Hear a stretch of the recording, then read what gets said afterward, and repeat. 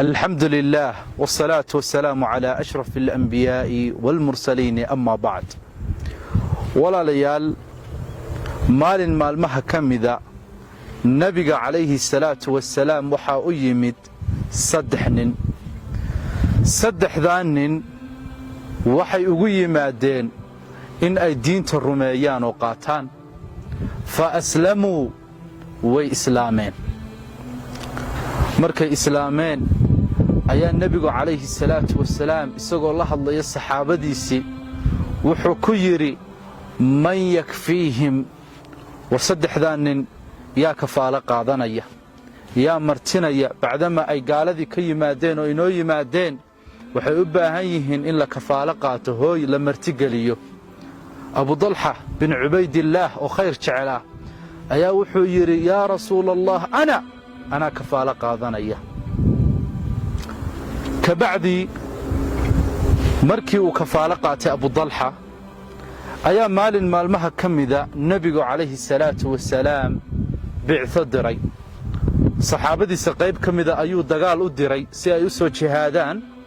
وقالت أولا صوت دقال لمان صدح ذين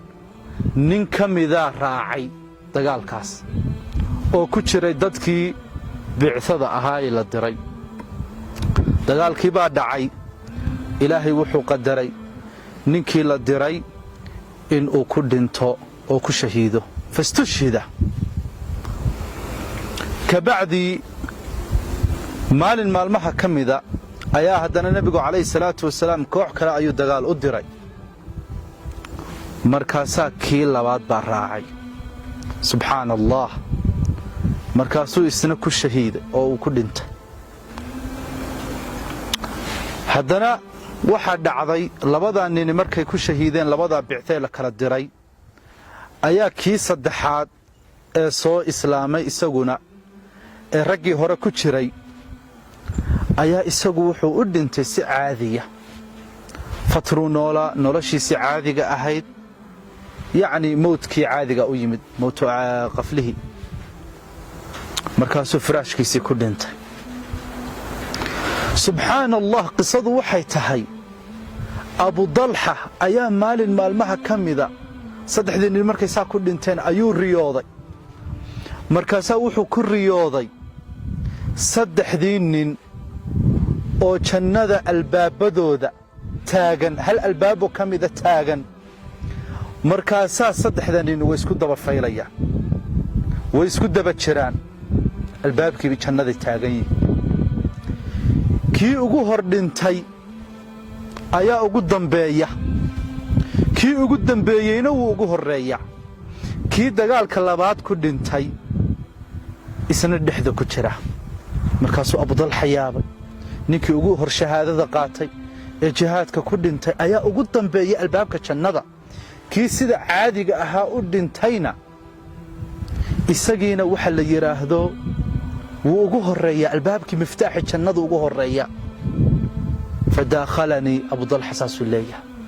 yaani waxba igalay shaki baa igalay sidee bay arintaasi ku dhici kartaa qisadii baa nabiga calayhi salaatu wasalaam uga sheekeeyay rasuulka allah saddexdii nin aad waagi igu tiri martigeli ayaan martigeliyay saddexdii nin markii waad ogeedo saddexdiiba waa dhinteen qisadaasaan ku riyooday kii ugu hor dhintay baa ugu dambeeya kii firaashkiisa ku dhintayna ugu horeeya ee rasuulka allah riyada ay fasir markaasaa nabigu calayhi salaatu wasalaam ayuu wuxuu yiri sidee baa looga fadli badan karaa ama lagamaba fadli badan karo midka ku camira dikriga ilaahay subxaanahu wa tacaala نولشيسة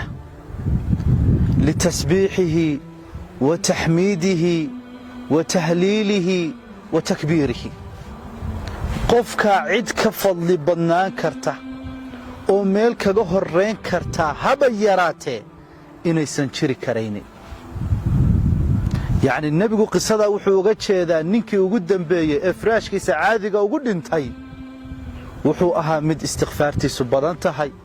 سبحان الله يسيجيسا استغفارتيسا تهليشيسا تكبيرتيسا مركز كوعل عليا أيها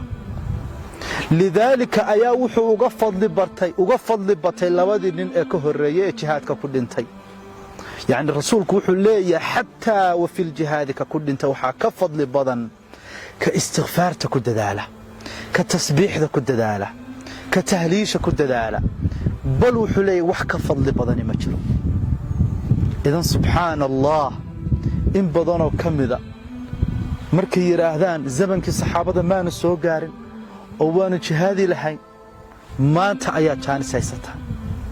oo tasbiixdii iyo tahliisha iyo taxmiiddii ku dadaali kartaa, ku celcelin kartaa.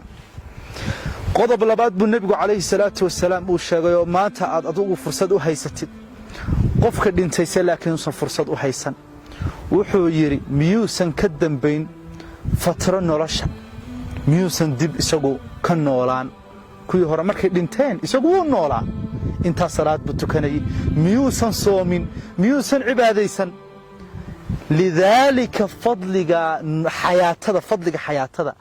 ayaa kaga ajar badnaasiisay inuu kaga hormaro jannada. yacni waa laba fadli. fadliga inaad maanta nooshahay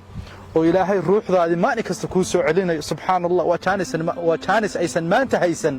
dad badanoo inaga hooseeya raximahumullah. iyo qodobka labaad oo aynu soo sheegnay oo ah istikfaarta inaad ku celcelisid, waxaad kaga fadli badanaysaa xataa yacni kii shahaadada qaatay ee isagu shahiiday. walaalayaal aynu ku dadaalno. walaalayaal xadiiska aadka u qiimaha badan waxaa laga yaabaa dad badani inaysan maanta waxba ka ogayn. u sii gudbiya,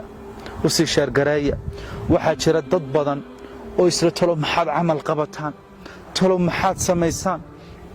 talo maxaad jannada ugu horumartaan. ha ogaadaan in istikfaarta iyo tasbiixda iyo taxmiidda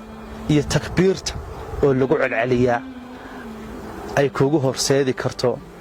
in aad adduunkan ugu fadli badnaatid. wajazaakum allahu khayran.